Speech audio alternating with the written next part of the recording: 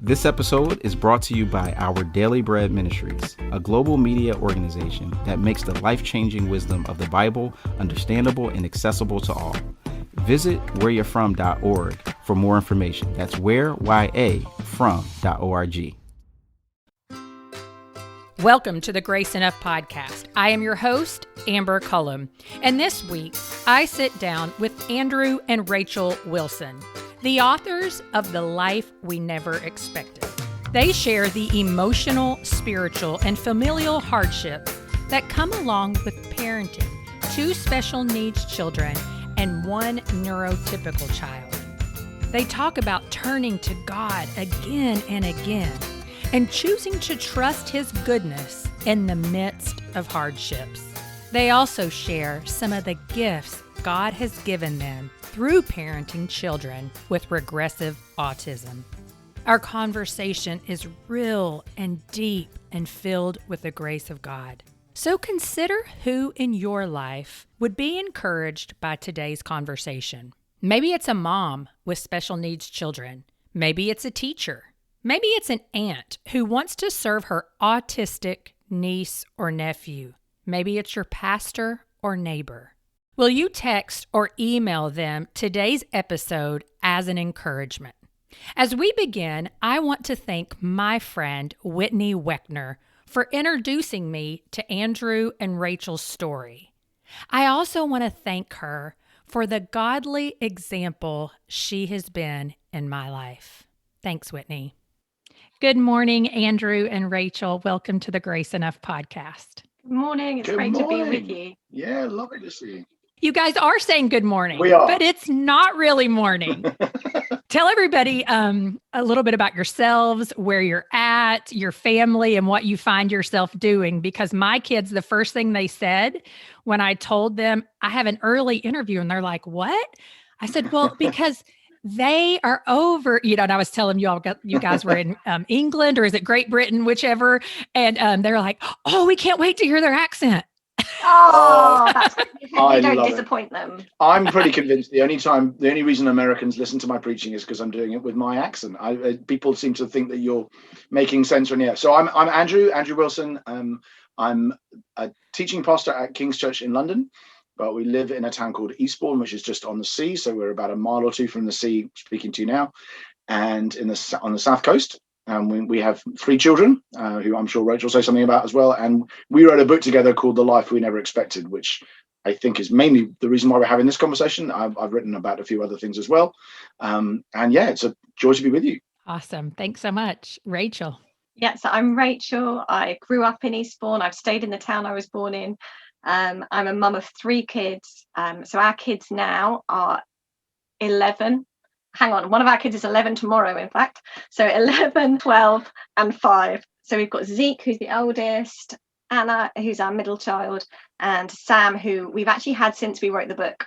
I remember my oldest is 11, and he turned 11 back in March, but right after he turned 11, I was doing the same thing. People were asking my kids' ages, and I'm like, oh, wait a minute. Yeah. He just turned 11. Or no, wait, maybe he's still 10. And so it's like, Yeah. he's a preteen, basically, and that says enough, right? Yeah. So take me back to when you guys first became parents. What did life look like for you then? Like as far as in work, family dynamics, life at home, what did it look like? Age gap between us. So I was 30 when Zeke was born, and Rach was 23. I suppose 24. And so, yeah, we were both in sort of in a leadership, kind of part of a leadership team in a church. I was working with the church. I'd just become, we call them elders, a pastor in the church, and university. You'd been university and then done a couple of years of work in a sort of regular job. And so we weren't really prepared for anything that subsequently happened. I think that'd be fair to say. I'm not sure that parents ever are really about just of children generally. But we were also, I think we had recently decided that we were going to remain in Eastbourne for a few years. We felt like that was the right thing to do. We just moved house. But yeah, we up until Zeke was around 1.5 or 2, I don't think we had much inclination of what was coming. And in fact, he was a really easy baby. Yeah. So we had this really straightforward kind of birth experience of being a parent to a newborn. And so when he was 9 months, we got pregnant with our second child, Anna, because we just thought we've mastered this. We're great at this whole parenting stuff. So it was only really when Anna was born and in the years that followed that life just became a bit more complicated, and parenthood and motherhood, which we'd expected to be an exciting chapter in our lives, suddenly seemed to overtake all of our lives. Yeah. It is amazing, right? We are all the perfect parents with the perfect situation until something happens. And you're right. I mean, I think we just you can't imagine it until it's your life. It's just the way that it is. Well, so as your children became toddlers, you did realize that you were parenting not only one, but two special needs children. And so as you think about those first few years, how would you describe, the physical, the spiritual, just the emotional? I know that's a big question, changes that you faced. I think physically, in terms of caretaking for them, that immediately became quite a challenge for me. So when Anna was born, Zeke still wasn't walking. And that was one of our first kind of red flags. So kind of thinking, why is he struggling to walk so much? He would stand on his ankles and not put his feet flat. And then when he did learn to walk, he tiptoed. And so just physically, you're just carrying kids all the time, but you're also running after kids all the time. And once they both learned to run, they would run in different directions. So it was a physically draining day as a mum and as a dad, I think. And the days started very early, so their sleep was very disrupted. So we would often start the day at kind of 4 a.m, and then we would keep going and just crash when the evening came. But as well as those physical challenges of just meeting their needs, you're also trying to process emotionally and spiritually the life you didn't really expect and didn't see coming and hadn't prepared for. So we were trying to navigate at the same time as trying to process some of the emotions and the grief that came really with so having some unmet expectations in parenting. Yeah. What do you feel like when you really started down that road of realizing my children are autistic? They have different needs. I don't really know what my future is going to look like. What would you say spiritually? Andrew, maybe you can answer that one. Yeah, I think it's probably kind of different with both of them. I think with Zeke, so I mean, your listeners may know anyway, but probably not. So Zeke, they both had regressive autism. So the real sadness of it was not, in a sense, the classic autistic diagnosis, although that can be very challenging as well. Lots of friends whose kids, that's their experience. But for us, it was really the fact that the child got to 18 months, 2 years, 2.5, and then went backwards developmentally. So that was the real, and that was having had it with Zeke, who regressed for about 9 months.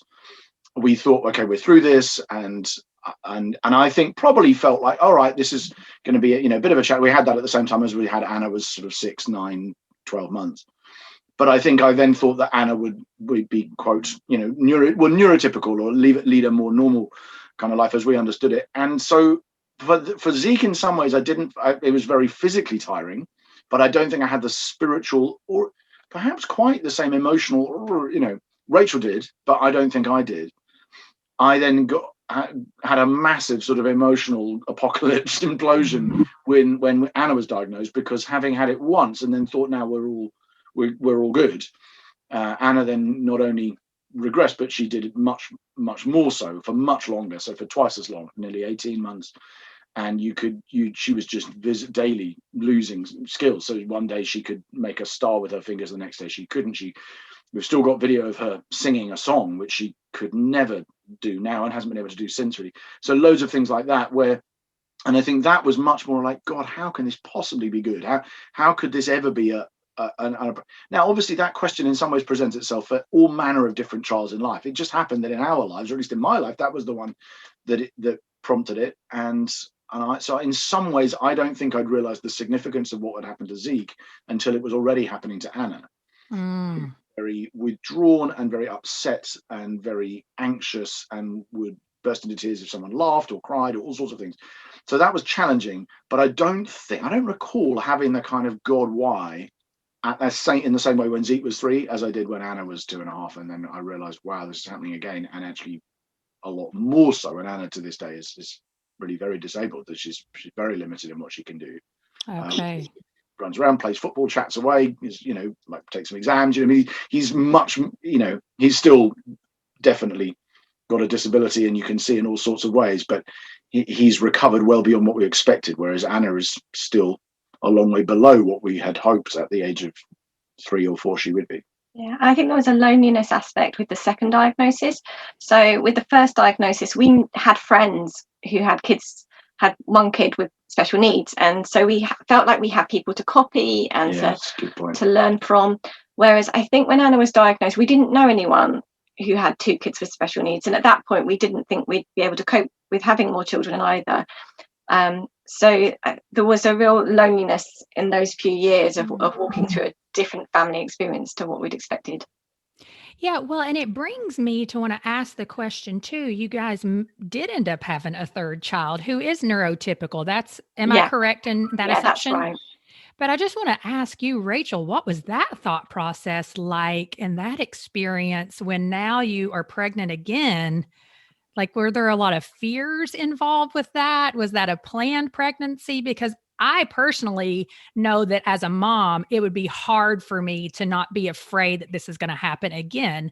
And that has nothing to do with you not loving your children. Yeah. It's a sacrifice. Yeah. It was something we talked about probably every week for 4 years. We're both from big families. We had a really deep desire for a child, but there were all sorts of questions we had about whether we could manage it physically, financially, spiritually, maritally, mental health wise. All those things actually were questions that we really had to work through.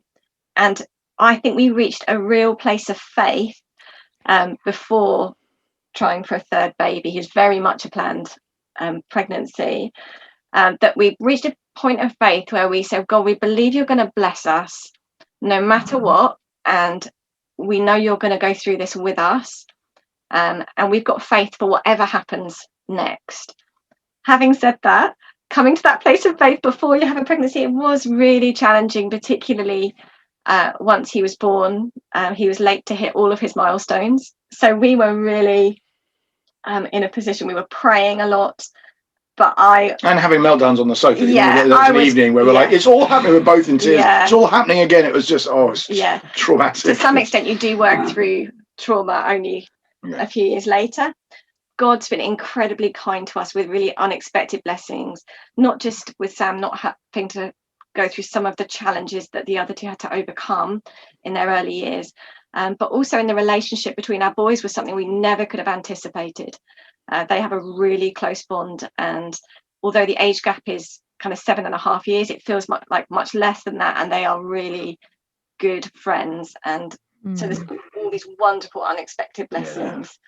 I love that. And we are going to talk about that a little bit more as we move along. But there's something, Rachel, that early on that you said after your children were diagnosed. You said you read a Charles Spurgeon quote that said, "I've learned to kiss the wave that throws me against the rock of ages."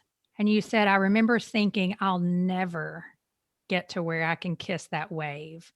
Expound on that a bit, and where you're at now when it comes to quote unquote kissing that wave.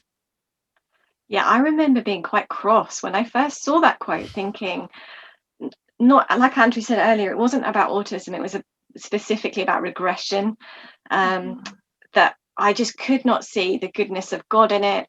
And I really, I remember reading that for the first time and thinking, like you say, thinking I will never get there. And God's been so gracious to us in very gently and very slowly, just revealing himself. In those early years, we talked a lot about the eternal qualities of God and the fact, and we reached a point of faith that he would be eternally good and eternally faithful, and that he had plans and providence and purposes that he was working out in our family in the light of eternity. Yeah. But really, like, our testimony in recent years is that we've seen the goodness of God in the land of the living, like Psalm 27, really, because kind of ever so gently, God's just revealed the kindness of it in giving in this plan, which might not be a plan that I had chosen initially, but it's a better plan and a better story than I would have written for our family. And our children, not only do they have wonderful gifts and qualities in themselves, they draw out the gifts and qualities in other people in ways that I never could have expected. So particularly our daughter, in many ways is quite vulnerable and quite needy. And she has drawn out compassion and love and kindness and mercy from fellow church members. The church has been so accepting of her, and people are just delighted when they hear the noises she makes, or if she'll run on the stage every now and again while the worship band are playing. And she's added so much to the local church as well. So in the God's big spreadsheet, the fruits of the Spirit have been drawn out, not just in our children, but in the people that have come into our lives around them as well. Wow. Isn't that interesting too? Because it's like you said, you can't know it until it's a part of your lived experience. And no matter who talks about it or tells you about it, until it's a part of your reality, you just can't fully know it. And I think about some work that I did when I was a young adult, still single. And I worked in the special needs ministry at our church, which is a very large church, a very active access ministry. And it was such a gift in so many ways. But I remember meeting my husband, and he was so nervous to enter into this world, because it's just, you don't know. And wow, once he did, and I just said, listen, just be there. Just be there, pay attention. And as you're there and you start engaging with different people and their families, you're going to see something that you just can't imagine. And he did. He fell in love with so many of the adults that we served, because they did. They brought something different to our lives, to the church, really to everyone around them. And so I love that you shared that, because we can't experience those things without those types of quote unquote, what we would sometimes say are challenges. And so with that said, Andrew, you guys in the Life We Never Expected wrote a lot about lament.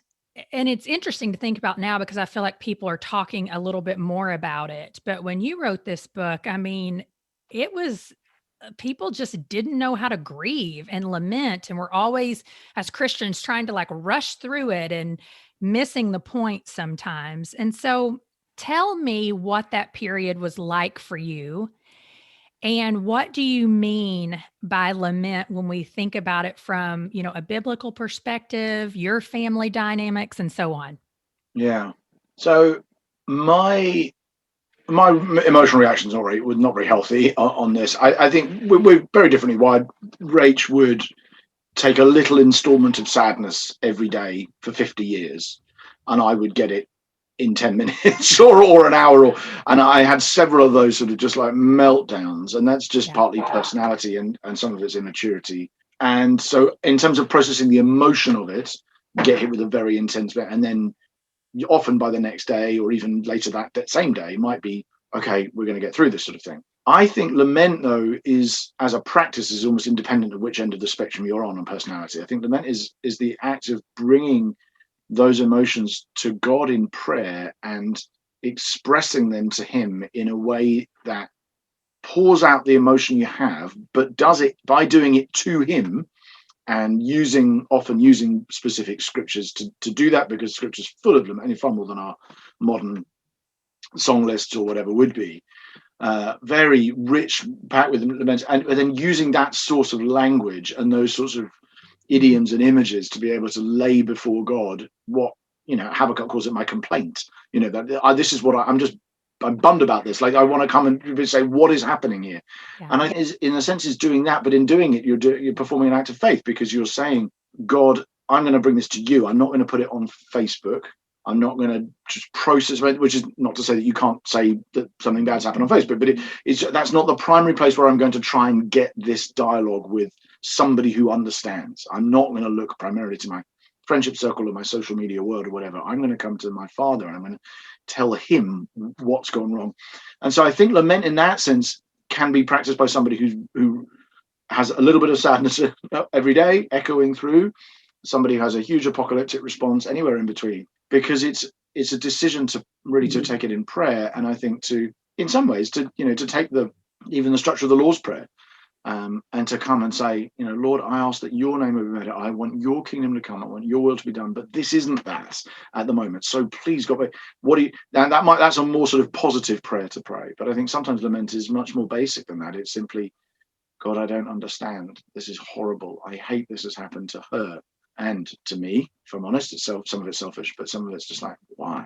Mm-hmm. And so I think in that sense, it's a good discipline for the Christian. And if we don't learn it in this, we would have had to learn it in something else, because there's so much sad stuff. And as you say, even in the last 5 years, quite a lot of, I think, probably things have happened, even which just prompted the church to become more adept at using those kind of prayers. But in our context, that wasn't something we'd done much of before. Yeah, well, and just to push into that a little bit, why do you think that we feel like we need to rush through this grieving? Because I feel like even internally, as I may lament over something, for example, a relationship in my life that's been broken for a long time. We can be, and I do grieve it, lament over it to God regularly. But it's so hard sometimes to let anybody else know that, because everybody wants to fix it. Everybody wants to kind of hurry you along. Do you have any thoughts on, just that hurrying process, and kind of maybe how we can draw back a little bit and stop telling people to just get over it? It's quite deep within us, isn't it, to want to narrate a particular story in our own lives or in somebody else's life, to act as the narrator and to say, oh, this happened because of this, or to silver line it, or feel like we have to defend God's honor.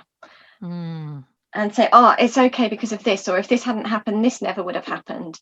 And it can be really hard as Christians in those moments with friends and family to sit back and to go, no, God's a good narrator. Let's trust him that over time, in the course of history, in the course of life, our lifetimes and generations, he will be faithful. He will be good. The pressure on me is not on me to narrate this experience and to have a testimony ready for Sunday morning. Oh. We rush others through it too. I think we are trying to rush it ourselves because we want to get there, and we also want to rush other people through it sometimes because their own ambiguity and struggle is difficult for us. In that, I see a friend of mine experiencing something really tragic, and it raises questions about God for me, or it raises questions about, is that going to happen to me? And I almost want to reassure myself that there's a story here that makes sense of it and fits. And right now it's all right. Back to happy. And I'm very like that because I'm quite an upbeat person, and I want everyone to be smiling all the time. And so I think to live with that and to be forced, as it was for me, every time you just hear the noise at 4 a.m. or something, and I just go back and it's like, oh, it's this again. And then be up for the day, just like thinking through it. I think it was almost like daily reminders, like you can't expedite this. You want to, but you can't, and you can't do it for yourself, and you actually can't and mustn't do it for others, because now there's a place, of course, for saying, I want to stand with you, but I do think you now need to go and do something different. I don't think you can just wallow in self-pity. So there's obviously some of that as well, but right. I often think that's not the side we miss. I think the side we miss is sometimes allowing people to be sad. And to say this is really, really hard. And I don't know what God is doing, and I don't know whether or not it'll ever turn out to good, and I don't know whether it will get better. But I'm going to hang in there, and I'll still be here tomorrow. And I think is often what's needed of us as friends, and in my case, pastors of people, to help stand with people through that, even if it doesn't change and get better. Yeah, definitely that over everything happens for a reason. Yeah. Like, don't say that to people. Yeah. No. It's like, okay, moving on. So research does show that there is a huge percentage of Christian families with kids with special needs that end up, not leaving the church, but unable to attend the church. And so how are you able to keep regular church attendance, first of all, a priority in your family? And then secondly, what are some ways you feel like the church can provide support for special needs families so that at least on a regular basis, families can still attend and be involved?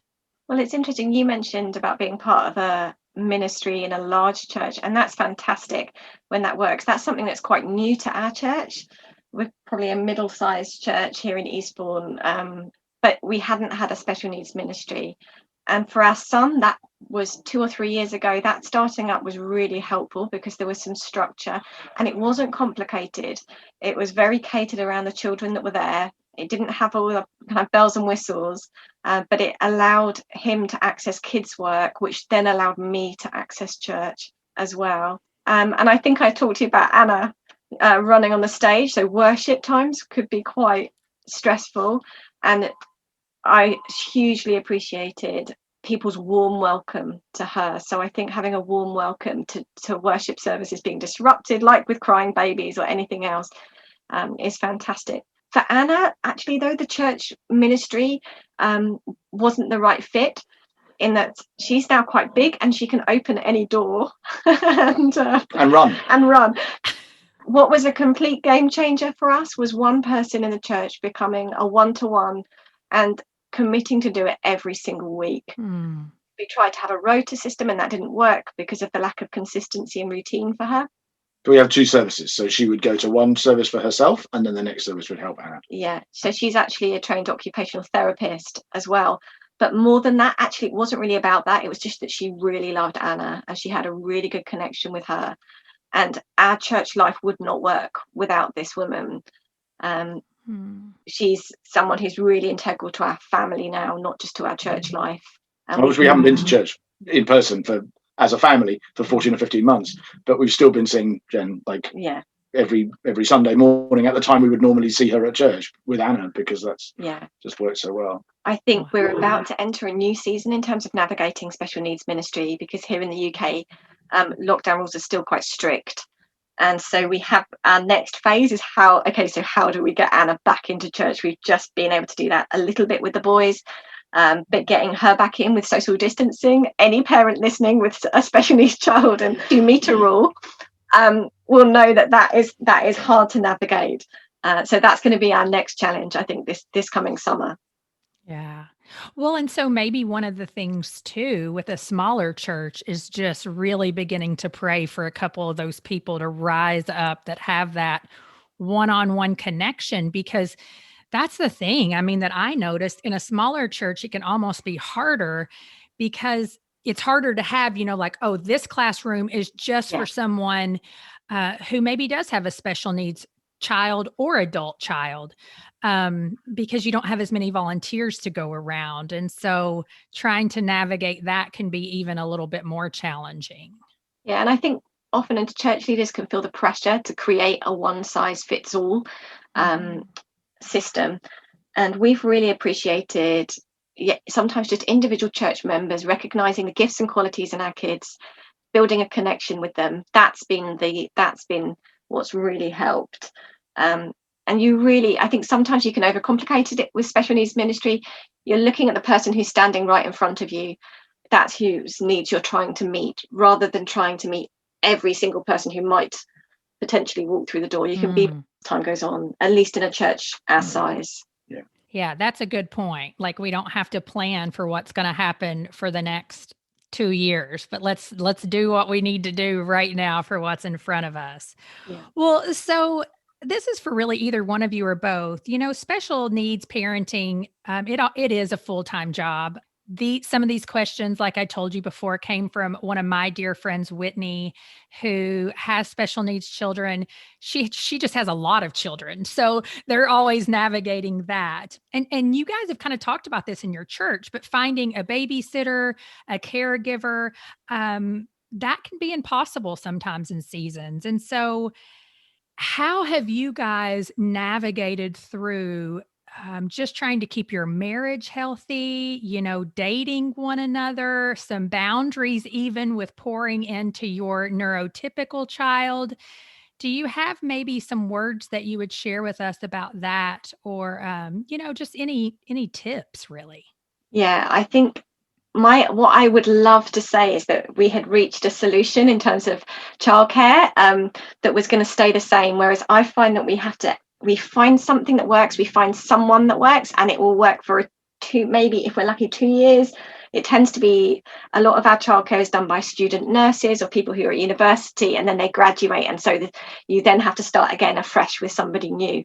But going through that cycle of trying to find people is definitely worth it, because that's enabled us to have boundaries in our marriage and some time away, which has become really important, particularly once our older two, when they were at their most demanding.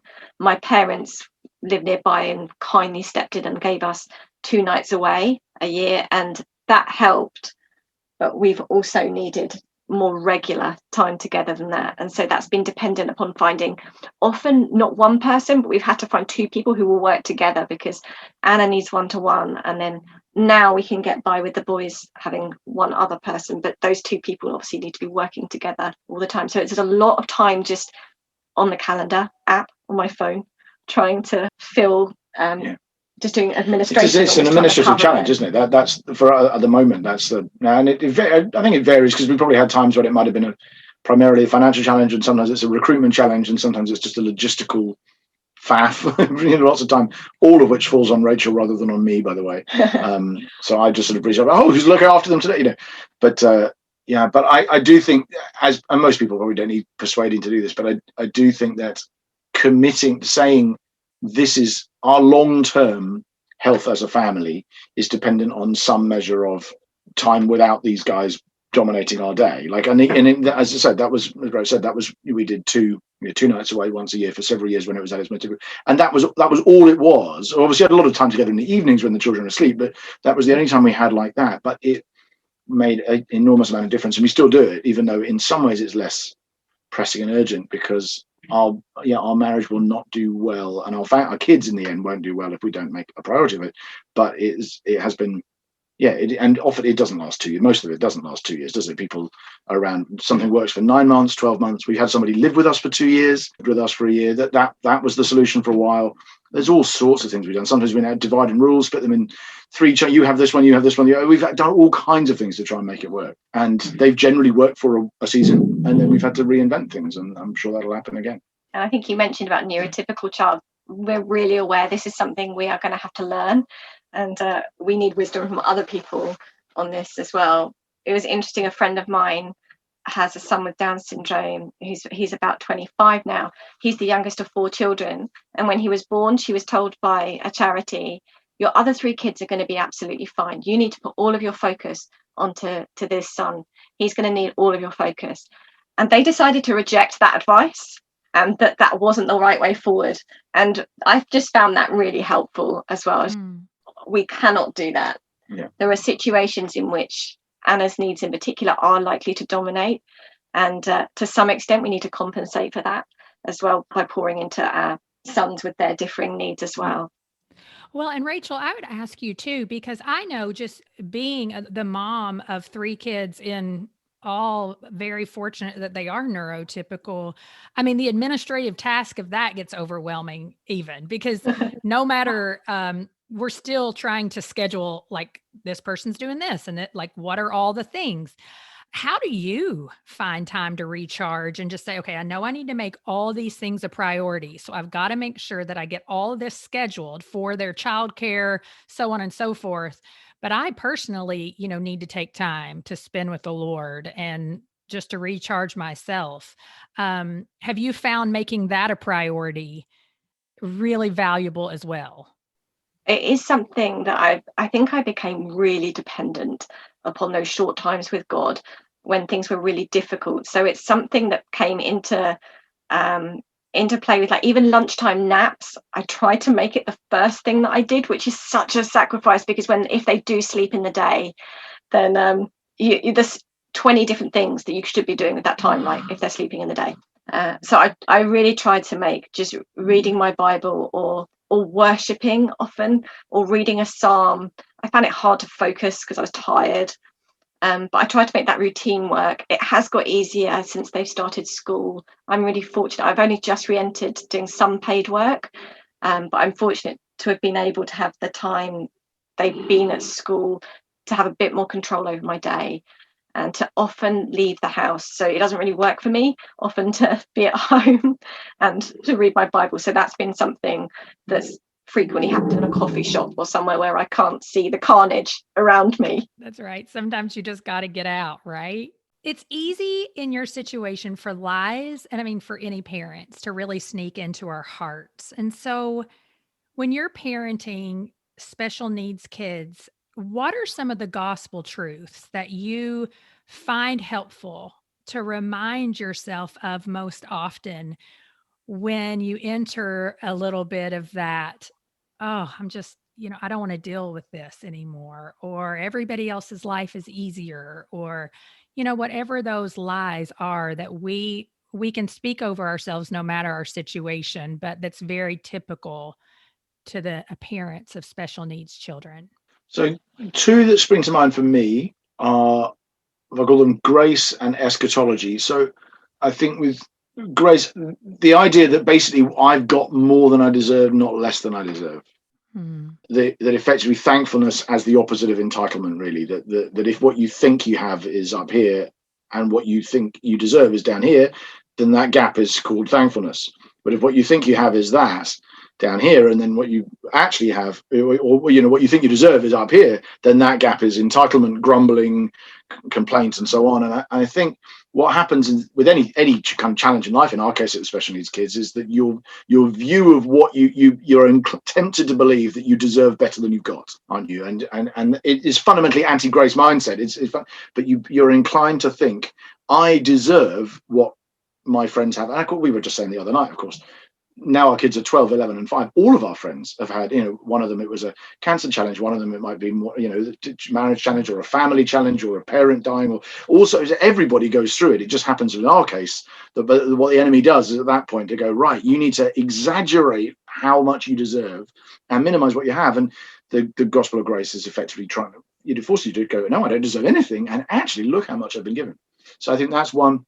And the other one is probably, do you want to talk about eschatology or hope, or have you got another one you want to talk about?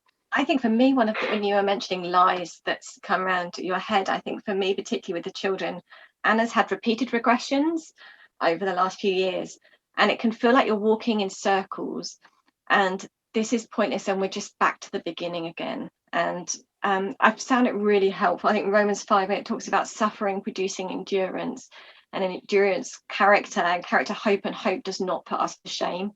That's been a helpful promise in terms of going, we are not just walking in circles. God is doing something, and he is producing fruit in our lives, and we are not back to square one, because that's a lie I've really had to tackle, I think, with regression particularly.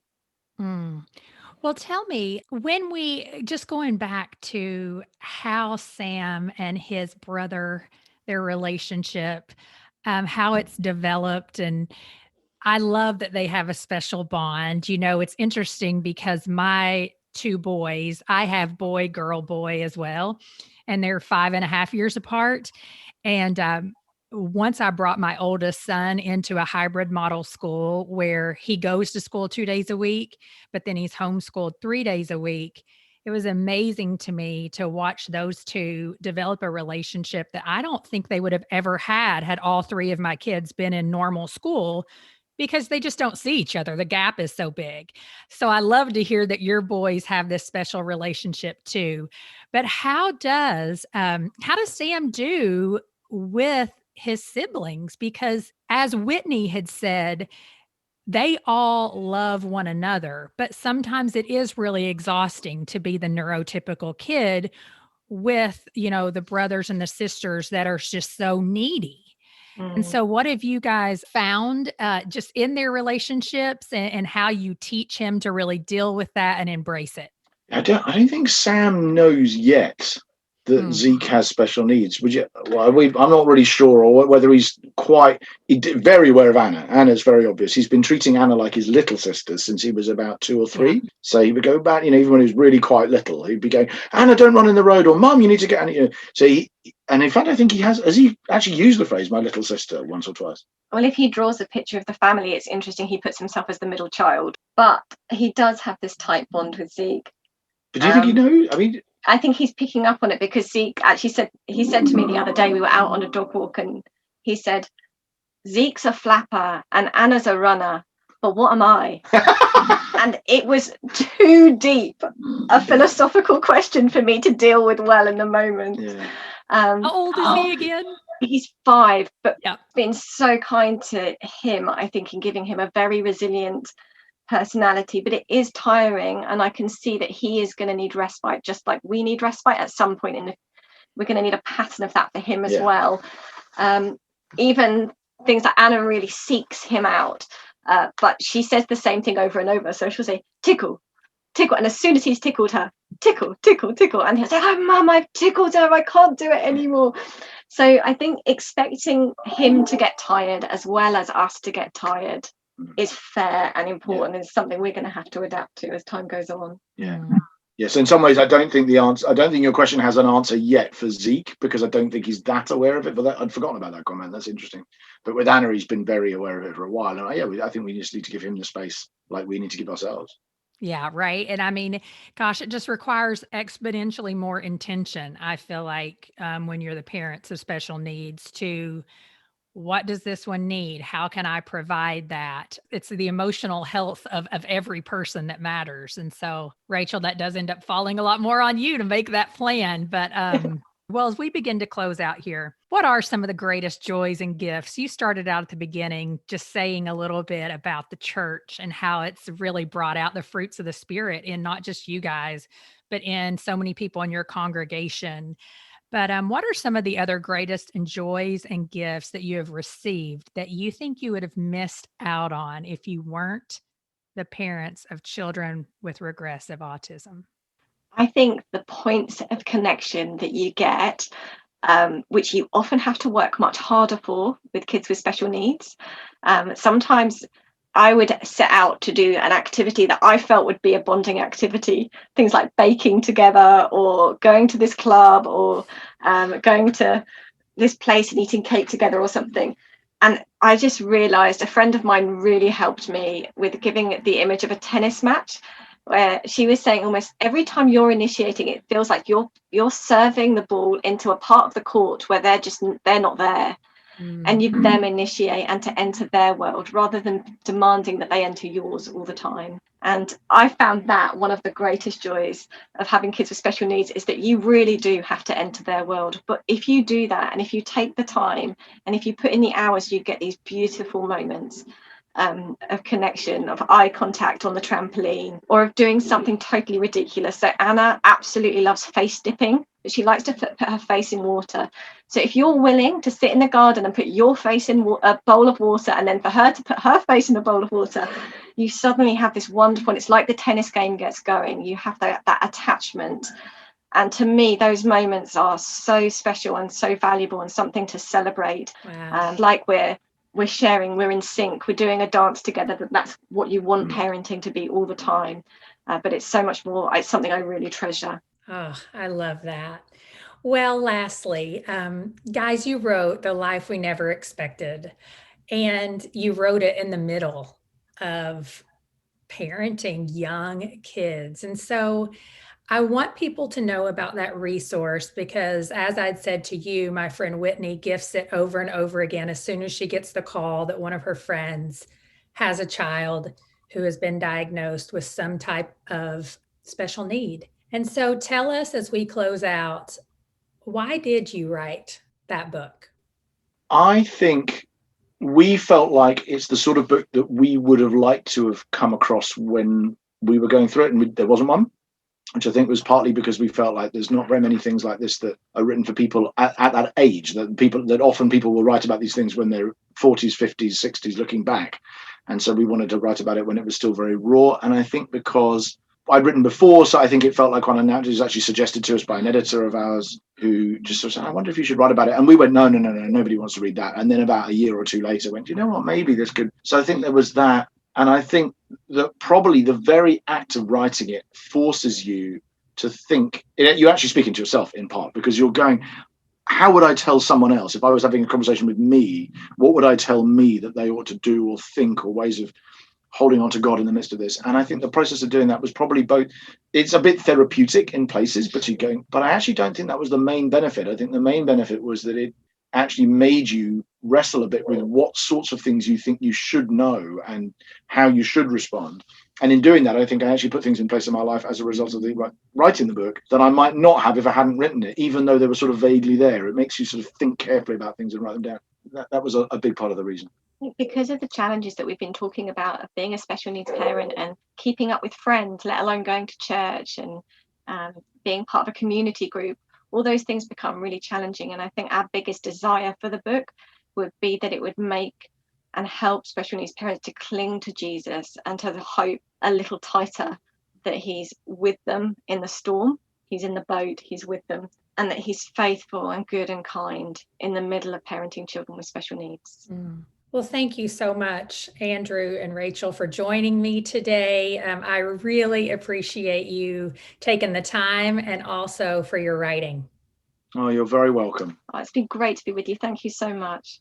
I hope you are walking away from today's conversation with renewed hope in the grace of God in the land of the living. Who in your life could use renewed hope today? Will you send them this episode or share it on social media? I would be so grateful. And while you're at it, send me a direct message or an email letting me know how today's conversation impacted you. Thank you for listening to the Grace Enough podcast. Tune in next time.